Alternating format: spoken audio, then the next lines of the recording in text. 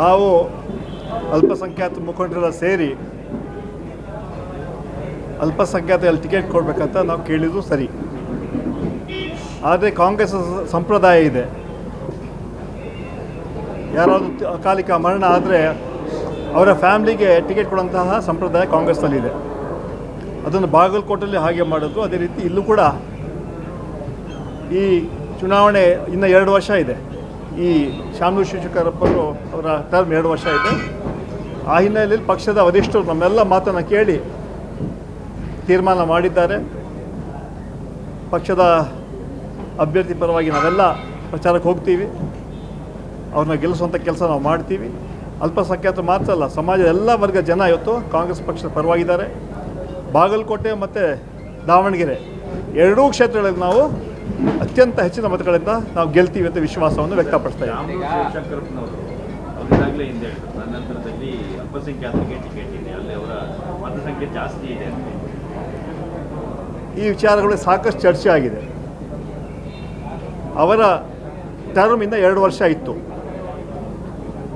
ಯಾವ ರೀತಿ ಬಾಗಲಕೋಟೆಯಲ್ಲಿ ಮೇಟಿ ಅವರ ಫ್ಯಾಮಿಲಿ ಅವ್ರಿಗೆ ಕೊಟ್ಟಿದ್ದಾರೆ, ಅದೇ ರೀತಿ ದಾವಣಗೆರೆಯಲ್ಲಿ ಕೂಡ, ಯಾಕಂದರೆ 2 ವರ್ಷ ಅವ್ರದ್ದು ಇತ್ತು. ಪಕ್ಷದ ಮುಖಂಡರು, ಯಾಕಂದರೆ ಯಾರು ಅಕಾಲಿಕ ಮರಣ ಆದರೆ ಅವರ ಫ್ಯಾಮಿಲಿ ಮೆಂಬರ್ಸ್ಗೆ ಕೊಡುವಂತಹ ಪದ್ಧತಿ ಕಾಂಗ್ರೆಸ್ನಲ್ಲಿ ಯಾವತ್ತೂ ಇತ್ತು.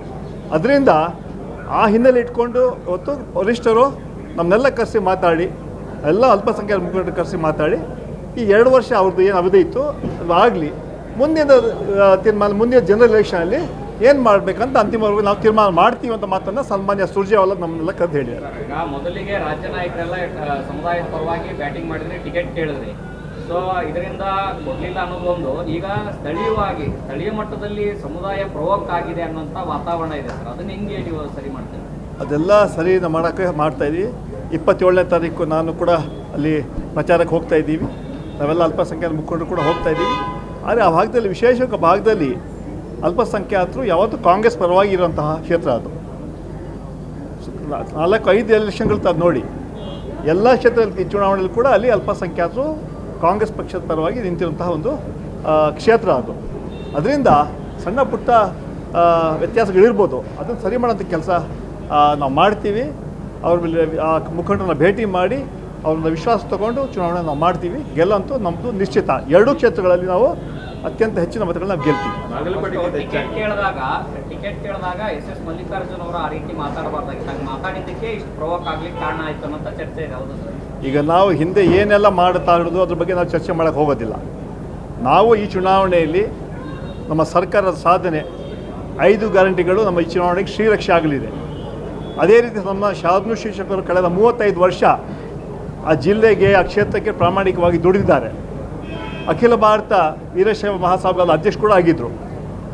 ಯಾವ ರೀತಿ ಬಾಗಲಕೋಟೆಯಲ್ಲಿ ಟಿಕೆಟ್ ಕೊಟ್ಟರು ಅದೇ ರೀತಿ ದಾವಣಗೆರೆ ಕೂಡ ಕೊಟ್ಟಿದ್ದಾರೆ. ಈಗಾಗಲೇ ವರಿಷ್ಠರು ಕೂಡ ಈ ಮಾತನ್ನು ಹೇಳಿದ್ದಾರೆ, ಮುಂದಿನ ಜನರಲ್ ಎಲೆಕ್ಷನ್ ಏನು ತೀರ್ಮಾನ ಮಾಡಬೇಕು ನಾವು ಮಾಡ್ತೀವಿ, ಈ ಚುನಾವಣೆಯಲ್ಲಿ ಮಾಡಬೇಕಂತ ಅಲ್ಪಸಂಖ್ಯಾತ ಮುಖಂಡರೆಲ್ಲ ಕರೆಸಿ, ನಮ್ಮನ್ನೆಲ್ಲ ಕರೆಸಿ ಮಾತಾಡಿ ಅವರು ಅದನ್ನು ತೀರ್ಮಾನ ತೊಗೊಂಡಿದ್ದಾರೆ.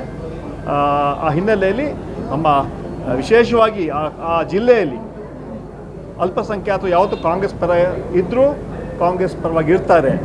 ಕಾಂಗ್ರೆಸ್ ಪಕ್ಷ ಅವ್ರ ಜೊತೆಗಿದೆ, ಅಲ್ಪಸಂಖ್ಯಾತರು ಕಾಂಗ್ರೆಸ್ ಪಕ್ಷ ಪರವಾಗಿದ್ದಾರೆ. ಅದೇ ಹಿನ್ನೆಲೆಯಲ್ಲಿ ಮತ್ತು ಈ ಚುನಾವಣೆ ನಮ್ಮ ಗೆಲುವು, ನಮ್ಮ ಸರ್ಕಾರದ ಸಾಧನೆಗಳು ಹಾಗೂ 5 ಗ್ಯಾರಂಟಿಗಳು ನಮಗೆ ಶ್ರೀರಕ್ಷೆ ಆಗಲಿದೆ. ಎಲ್ಲ ಸಮಾಜದ ವರ್ಗ ಜನರಿಗೆ ನಾವು ಕಾರ್ಯಕ್ರಮ ಕೊಟ್ಟಿದ್ದೀವಿ.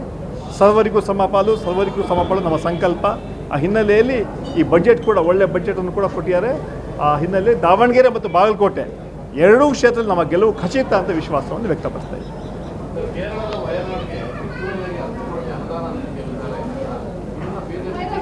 ಚುನಾವಣೆ ಸಂದರ್ಭದಲ್ಲಿ ಅಲ್ಲಿಗೆ ಕೊಡಲಾಗ್ತಾ ಇದೆ.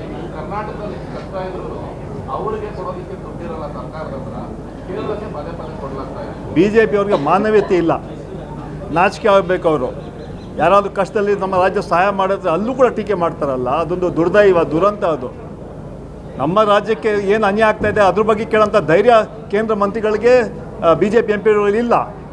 ರಾಜ್ಯಕ್ಕೆ ಅನುದಾನ ತರಕಂತ ಸಂಪೂರ್ಣ ವಿಫಲರಾಗಿದ್ದಾರೆ. 5 ಕೇಂದ್ರ ಮಂತ್ರಿಗಳಿದ್ದಾರೆ, ಆದರೂ ಕೂಡ ರಾಜ್ಯಕ್ಕೆ ಅನ್ಯಾಯ ಆಗ್ತಾ ಇದೆ. ಅದನ್ನು ಕೇಳೋಂಥ ಧೈರ್ಯ ಈ ನಮ್ಮ MP ಕೇಂದ್ರ ಮಂತ್ರಿಗಳಿಗಿಲ್ಲ. 10 ಕೋಟಿ ಒಂದು ಸಹಾಯ ಮಾಡಿದ್ರೆ, ಪಕ್ಕದ ರಾಜ್ಯಕ್ಕೆ ಸಹಾಯ ಮಾಡಿದ್ರೆ ಅದ್ರ ಬಗ್ಗೆ ರಾಜಕಾರಣ ರಾಜಕಾರಣ ಯಾಕಂತ ಹೇಳಿದ್ರೆ ಚುನಾವಣೆ ಬರ್ತಾರೆ ನೋಡಿ, ಅದಕ್ಕೆ ರಾಜಕಾರಣ ಮಾಡ್ತಾರೆ ಅವರು.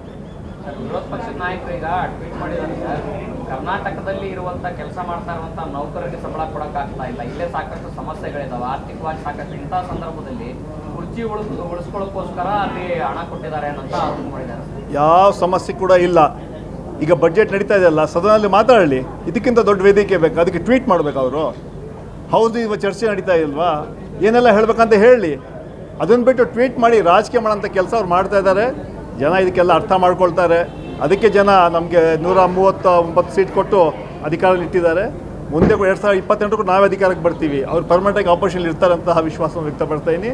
ಅಶೋಕ್ ಅವರು ನಾನು ಹೇಳ್ತಾ ಇದ್ದೀನಿ, ಇದು ಸಣ್ಣ ವಿಚಾರಗಳನ್ನ ಇಟ್ಕೊಂಡು ಟೀಕೆ ಮಾಡೋಕ್ಕಿಂತ ಸದನದಲ್ಲಿ ಚರ್ಚೆ ಮಾಡಲಿ, ಏನೆಲ್ಲ ಹೇಳ್ಬೇಕಂದ್ರೆ ಅಲ್ಲಿ ಹೇಳಲಿ, ಅಲ್ಲಿ ಅದಕ್ಕೆ ತಕ್ಕ ಉತ್ತರ ನಮ್ಮ ಸರ್ಕಾರ ಕೊಡುತ್ತೆ, ಮುಖ್ಯಮಂತ್ರಿಗಳು ಕೊಡ್ತಾರೆ. ಅದರಿಂದ ಕೇವಲ ಕೇರಳದಲ್ಲಿ ಚುನಾವಣೆ ಬರ್ತಾಯಿದೆ ಅಂತ ಹೇಳ್ಬಿಟ್ಟು ಈ ಥರ ಟೀಕೆಯನ್ನು ಮಾಡ್ತಾರೆ. ಅದು ಜನರ ಅರ್ಥ ಮಾಡ್ಕೊಳ್ತಾರೆ.